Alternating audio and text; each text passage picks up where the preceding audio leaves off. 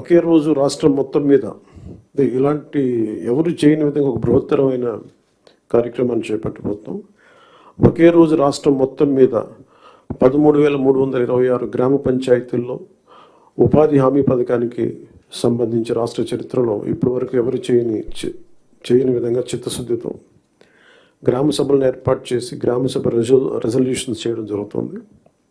ఇది గ్రామ పంచాయతీలని బలోపేతం చేసే దిశగా మా కూటమి ప్రభుత్వం అడుగులు వేస్తుండటానికి మొట్టమొదటి మహత్కార్యమే ఇందుకు నిదర్శనం. 2014-19 మధ్యకాలంలో సుమారు 10,000 గ్రామాల్లో ప్రారంభించిన సాలిడ్ వేస్ట్ మేనేజ్మెంట్ ప్రోగ్రామ్ని ముందుకు తీసుకెళ్లాల్సిన అవసరం ఉంది. అలాగే పైలట్ బేసిస్లో పిఠాపురం నియోజకవర్గంలో ఇన్నోవేటివ్ ప్రాక్టీసెస్తో ప్రవేశపెట్టబోతున్నాం. గ్రే వాటర్ మేనేజ్మెంట్ మెథడ్ ద్వారా లిక్విడ్ వేస్ట్ మేనేజ్మెంట్ని ప్రాపర్గా డిస్పోజ్ చేయడంలో ఒక ప్రాధాన్యత ఇవ్వబడుతుంది.